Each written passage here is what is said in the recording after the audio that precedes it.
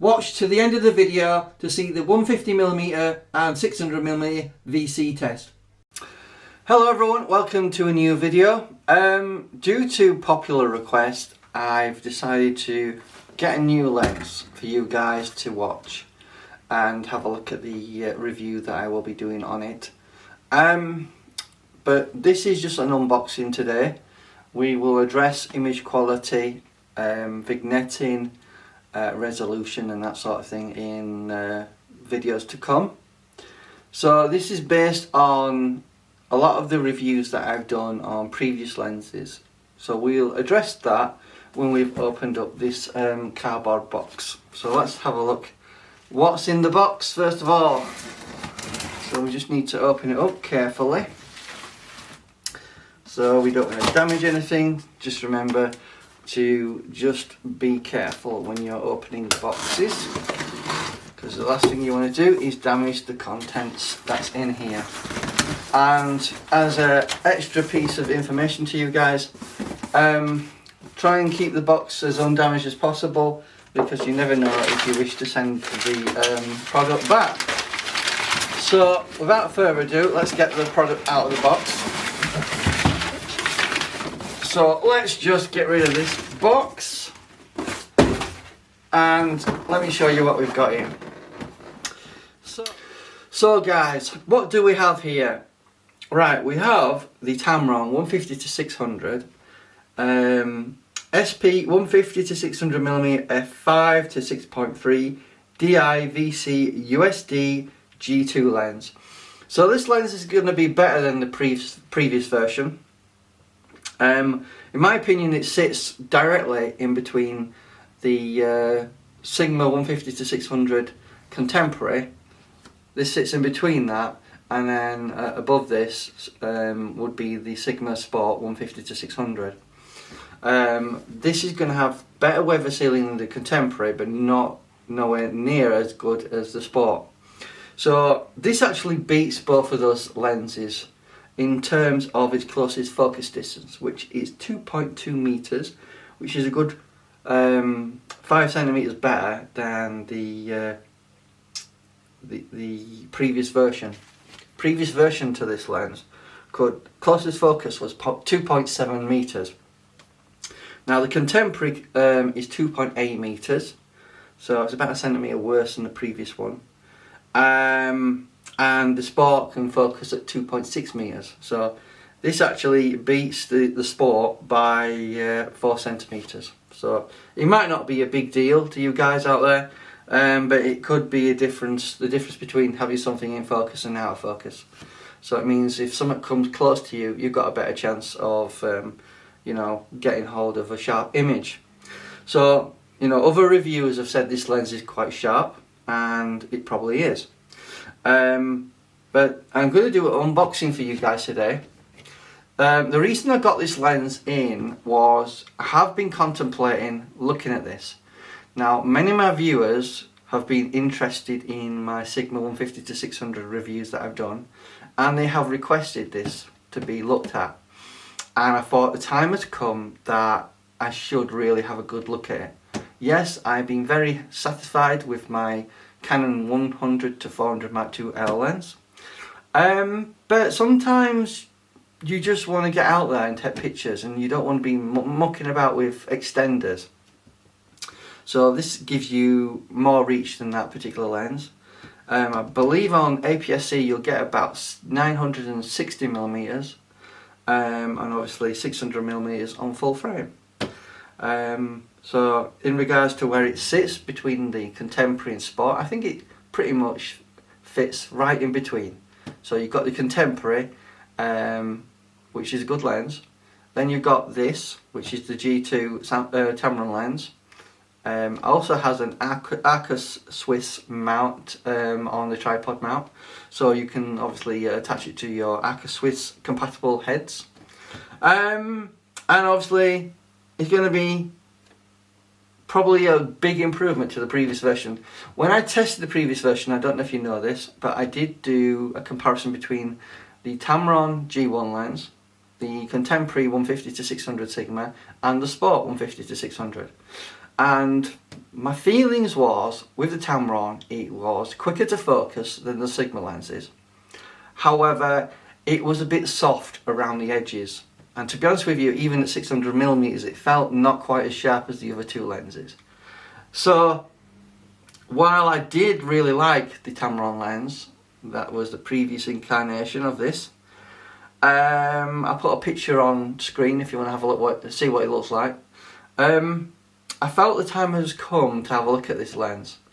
So what we're going to do is open the box, see what's in the package, and then I'll do some future videos on vignetting, sharpness, distortion, real world examples, as well as test charts that I'll do as well. So there's 5 things I think we'll look at in the coming weeks. But I got this off Amazon. They're doing a special deal if you're interested, where if you qualify, you know, say if you're a regular purchaser off Amazon, you can actually opt to buy this lens on installments and at no interest at all. So this is costing me £1,068, and I'm going to pay for it monthly, which is about £89 a month for 12 months, and that's interest free. So I think that's a pretty good deal, providing this lens performs as I want it to, which is give me sharp images, give me really good stabilised video, because I was disappointed with that on the Sigma Contemporary. But what we're going to do is we're going to get another contemporary lens in. I'm going to modify the dock and configure the lens for stabilised video, because that's something I wasn't aware of before. So, you know, I did those videos some years ago, probably 5 years ago now, and I think the time has come to have another look at the 150 to 600 lenses. So what I've also done is got another copy of the contemporary lens, and once we've configured everything, and we've got this configured as well, because I've ordered the tap for this as well, we're going to put them side by side and see which is the better, and then decide which one to keep. Now it does look like this lens comes with a European 5-year warranty, which is a good thing. Obviously we want our lenses to have a good warranty. I always noticed that Sigma and Tamron give you long warranties, where Canon just give you the 1-year warranty. I've always wondered why, but you know, that's just the way it is. Anyway, let's crack this box open, let's see what's in the package, and then it's up to you to decide whether you think this video is any good for you to watch. So let's just open this box up and see what's in the box.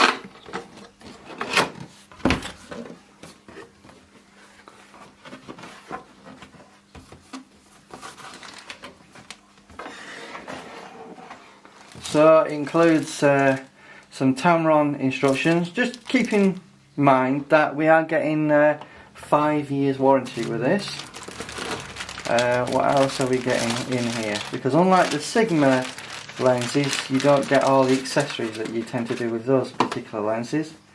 But it's basically a carrying bag with a hardened front, but it's not completely hard, because as you can see it bends a little bit. So it's padded, and you can basically put your lens in that, I suspect, and carry it around. Also, they're including 2 looks like Allen key screws with an Allen key. Not sure what that would be for, but we'll find out at some point.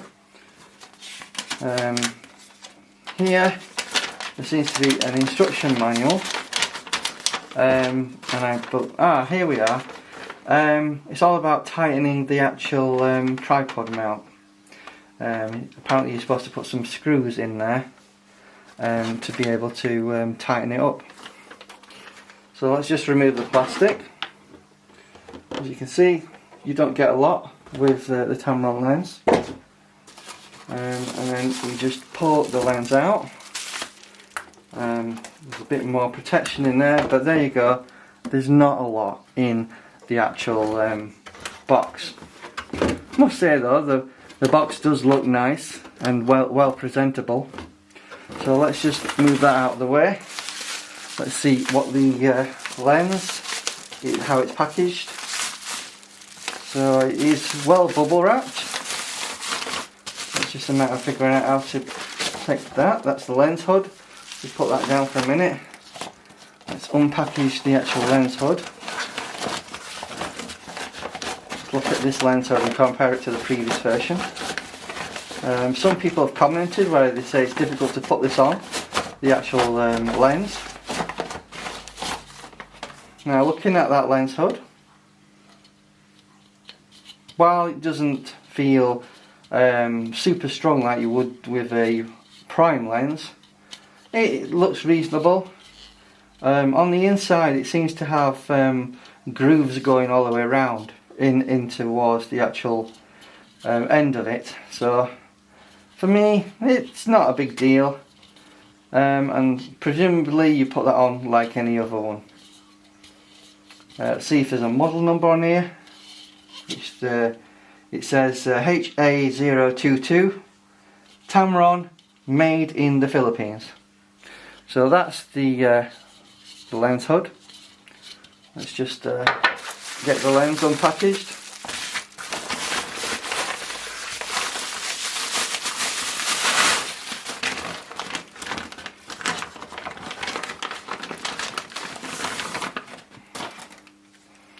And that's the lens. So it does appear that we have to screw some Allen key screws in there to make that secure. That's the Arca Swiss mount that you've got there. That's the lens. Obviously there's a lock button on there. Should unlock and extend. So if we take that massive Tamron cover off, that's the element. Looks quite nice. Let's see if what people have said online is true about putting this hood on. Is it difficult?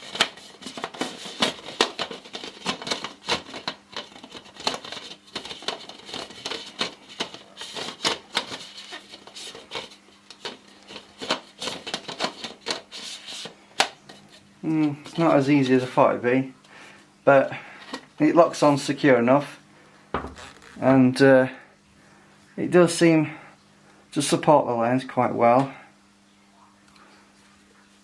So that's the length of the lens, you know. So 600 millimeters, 150 millimeters.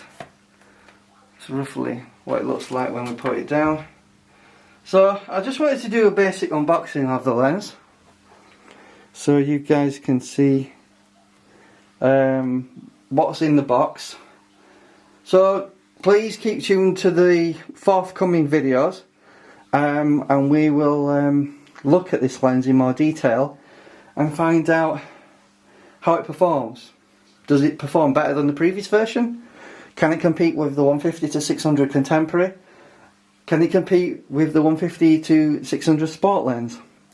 So we've ordered the tap, the equivalent to the Sigma dock, so we can configure the lens.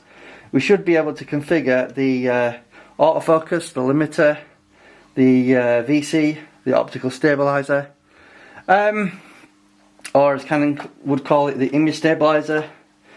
So, you know, I hope this video was a bit informative of what's in the box. I know it's only an unboxing, it's not something you can get overly excited with, but I'll see you in the next video, and hopefully this was a bit informative. Please like the video, it really helps, and subscribe to the channel if you do like my videos. I will put a link in the description box for all the Sigma videos that I've done, if you want to check those out while you're waiting for me to make some investigation into the image quality of this lens. And then you'll be informed on the other 150 to 600 lenses, and then we'll take a look at this and compare it to the Sigma Contemporary. I have ordered a Sigma Contemporary lens hopefully I'll be able to return it after I've tested that out, because I want to put these side by side. I didn't think there was a need to get a sport version of the Sigma 150-600 lens, because I do want to test this out and see how it performs versus the contemporary, because obviously this cost me £1,068 and the contemporary is going for about £780, so there's like nearly £200 price difference there. So you know, it's up to you whether you prefer to purchase a Tamron or a Sigma lens, but we're going to take a look at this and hopefully I can give you an in-depth review of this particular lens. And thank you for watching.